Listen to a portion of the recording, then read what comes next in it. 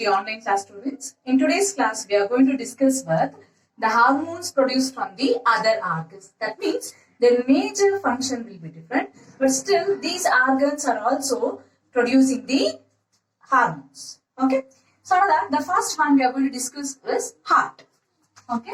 The first organ which we are going to discuss is heart. Okay.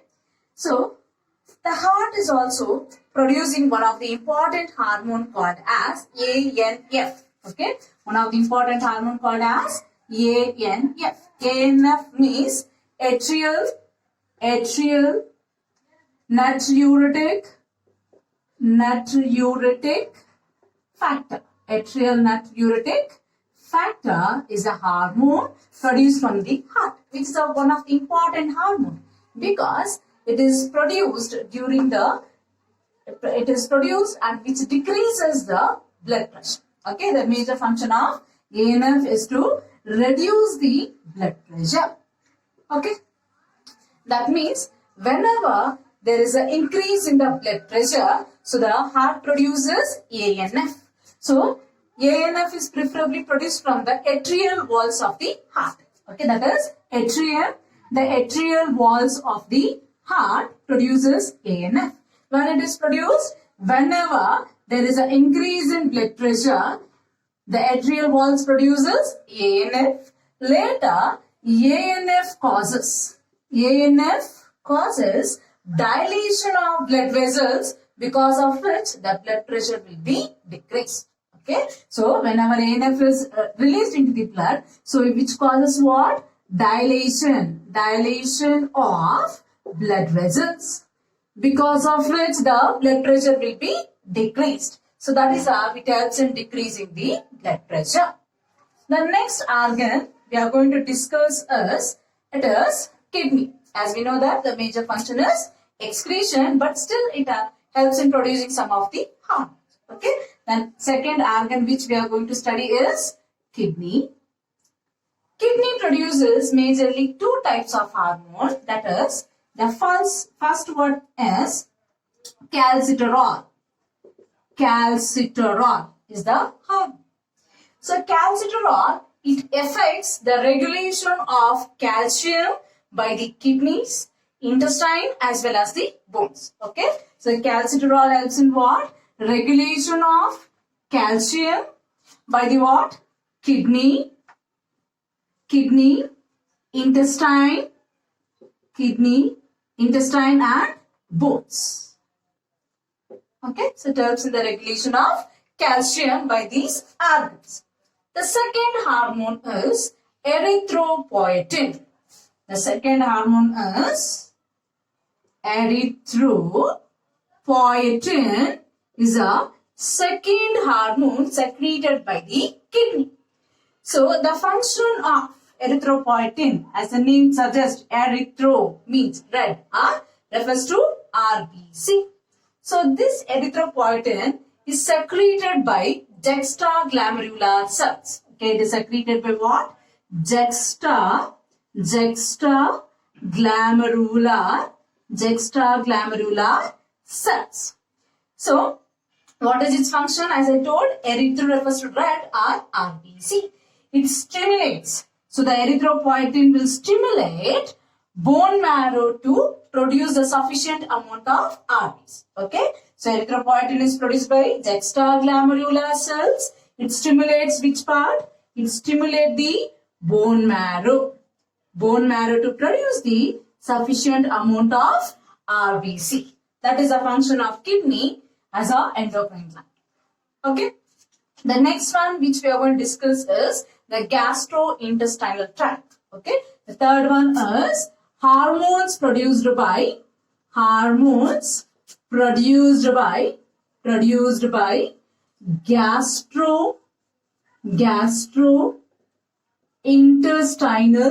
gastrointestinal tract. Okay. So the gastrointestinal tract has a inner layer called as mucosa.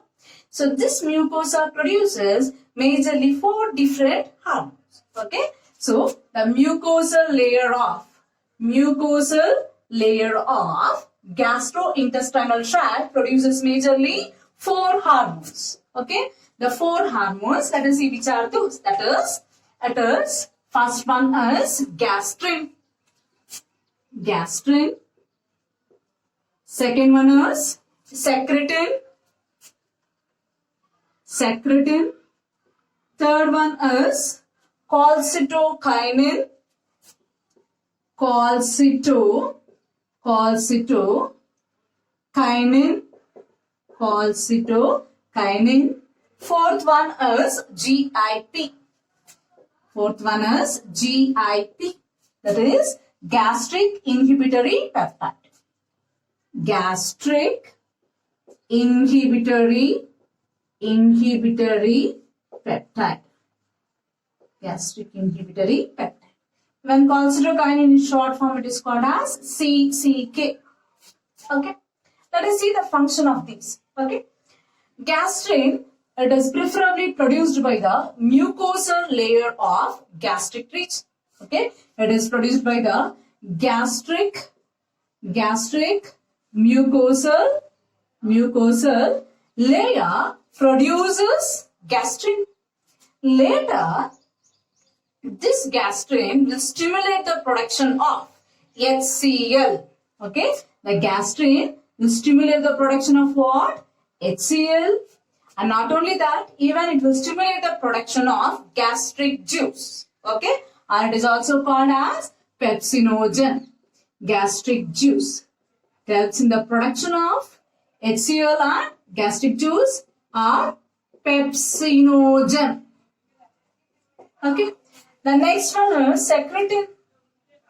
This secretin is produced by the intestinal mucosal layer. Okay. The mucosal layer produced in the intestine. So, intestinal mucosal layer produces secretin. So, this secretin will stimulate pancreas to produce the pancreatic juice. Okay. It will stimulate which organ? It will stimulate the pancreas to produce pancreatic juice. Okay. And not only helping to produce the pancreatic juice, it will also inhibit the production of gastric juice. Okay. It inhibits the production of what? Gastric juice. Okay. That is a function of secretin. Next one is cholecystokinin. This cholecystokinin is also produced by mucosal layer of intestine. Okay. Produced by what? Mucosal layer of which region? Intestine produces cholecystokinin. So it will induce the formation of pancreatic juice, intestinal juice, and even so it will stimulate the gallbladder to produce the bile juice. Okay. So cholecystokinin helps in the production of what? Pancreatic juice, intestinal juice. Then it will stimulate even which organ? Gallbladder to produce the bile juice. Gallbladder to produce the bile juice. Okay. That is a function of cholecystokinin. The next one is GIP, gastric inhibitory peptide. So this is also produced by mucosal layer of intestine. Okay. It is produced by mucosal layer of intestine. Okay. So this GIP will inhibit the production of gastric juice. Okay. The major function is it inhibits the production of which one? Gastric juice. That is a function of the hormones produced by the gastrointestinal tract. Let us see the different types of hormones. That is, even we can consider as a classification of hormones. Okay. So here, hormones. If the hormones have to affect the target organ, so whichever may be the target organ, so if it has to show its response, so it requires protein-based or lipoprotein receptors. Okay. So, before seeing the classification of hormones, let us see that. So, hormones, if they have to affect the target cell, what they have to do? They have to bind to the proteins or lipoproteins. So, that what we call it as hormone receptors. Okay. So, let us see that. So, hormones. Any hormone, it will have a target cell or target organ. Okay. Target cell or target organ. If it has to cause its effect. Okay. So, it has to bind to the protein or lipoproteins. Lipoproteins of the target cell or target organ. So that is called as hormone receptors. Okay, this protein and lipoproteins are called as what? Hormone receptors. Okay. So these hormones will have its effect only on certain cells. Okay. Now let us see the classification. So we can classify the hormones majorly into two types, that is lipid soluble and lipid insoluble hormones. Okay. So they are classified majorly into two types, that is lipid insoluble hormones. Okay. The next one is lipid soluble hormones. Okay. So lipid insoluble hormones, if you say the example for lipid insoluble, they are like adrenaline, okay, so then insulin, glucagon.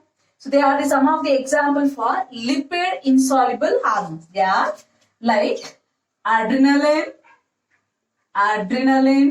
okay, insulin, glucagon, even vasopressin. In short form, I can write it as ADH, oxytocin. So these are the hormones, so which are lipid insoluble in nature. Because they are lipid insoluble, directly they cannot enter into the cell. Okay, they require extracellular receptors. Okay, so they cannot directly enter into the cell. Okay, the hormones which are lipid insoluble, so they cannot directly enter into the cell. So because of which what they require? Extracellular receptors. Okay, so through this extracellular receptors, so the metabolism, the activity will be carried out. Okay, so that is regarding lipid insoluble hormones. The second one, lipid soluble hormones like progesterone, estrogen, testosterone. They are some of the examples. Progesterone, estrogen, testosterone are the some of the hormones which are lipid soluble in nature. So because of which they can directly enter into the cell and cause their effect. Okay. The next is our next type of classification. So we can classify the hormones majorly into four types. Okay. So second type, that is based on chemical nature. Based on their chemical nature, we can classify them into how many types? Four types. First one is peptide, polypeptide and protein based. Protein hormones. First one. Okay. Second one, amino derivatives.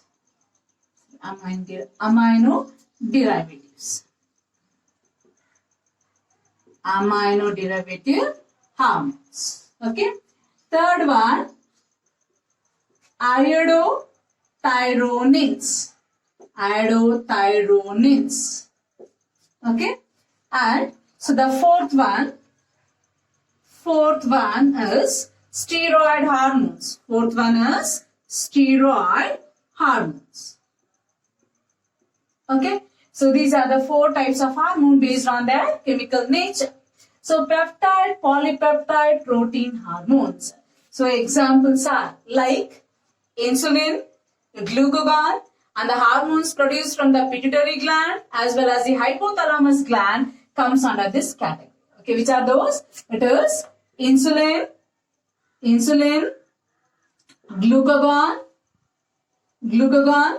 and the hormones produced from the pituitary gland or pituitary hormones. I can write it.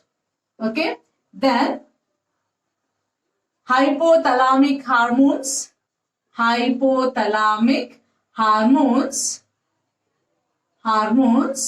comes under the category of peptide, polypeptide and protein hormones. Okay, even we can include thyrocalcitonin also. Okay, and the one also you can include here, that is thyrocalcitonin. Calcitonin is another hormone which comes under the category. Second one, amino derivative hormones, that is epinephrine and norepinephrine are amino derivative hormones. Epinephrine and norepinephrine are the amino acid derived hormones. Then next, iodothyronins hormones are the hormone produced by the thyroid gland. So thyroid hormones. Thyroid hormones, we have 2 types majorly, that is T3 and T4. T3 stands for triiodothyronin. T4 stands for tetraiodothyronin. And the last one is steroid hormones. The steroid hormones are, that is cortisol, progesterone,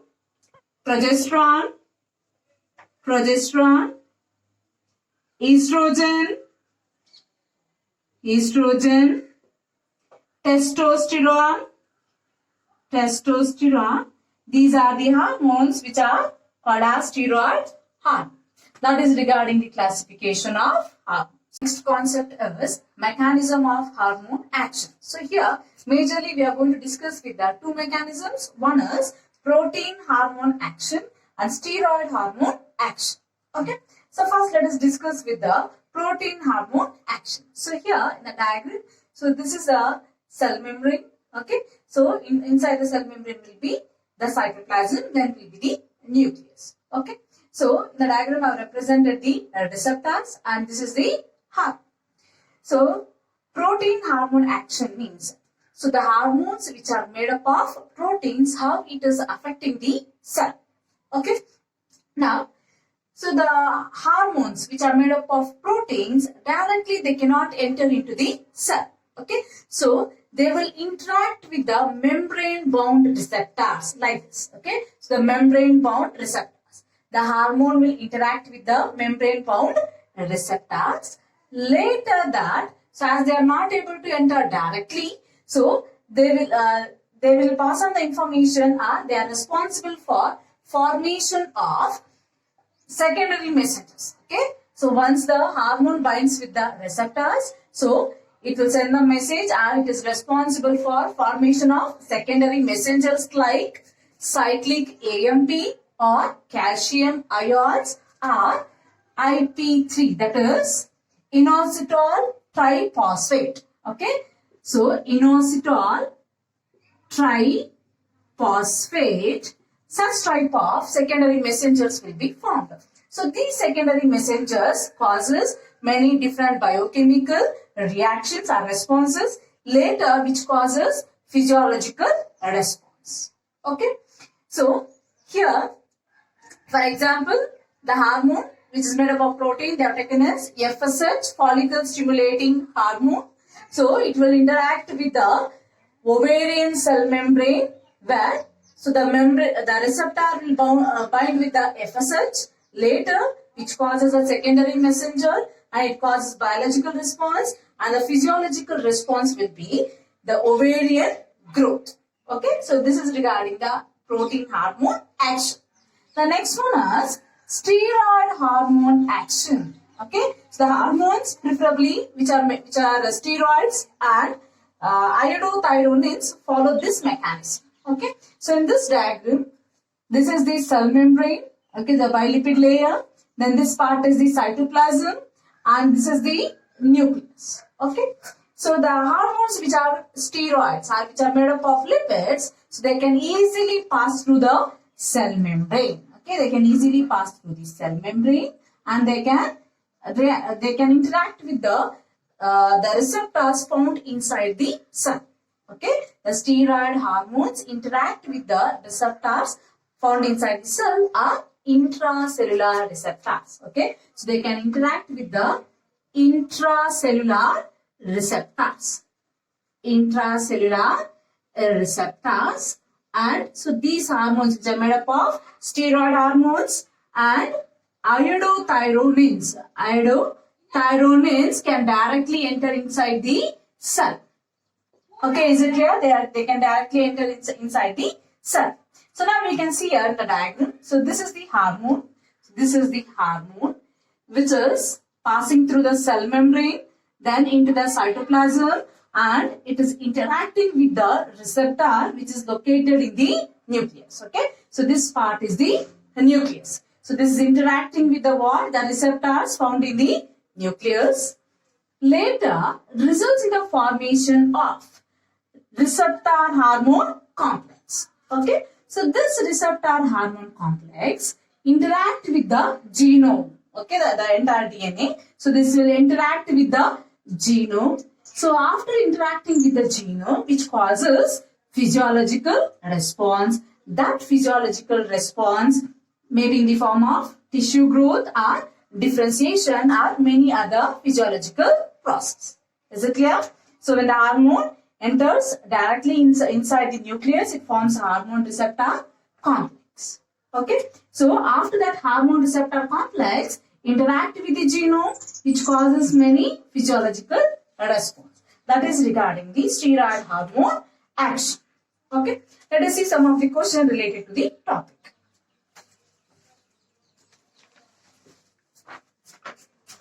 First one, which hormone stimulates stomach to secrete gastric juice? Option A, enterokinase, B, enterogastrone, C, renin, D, gastrin.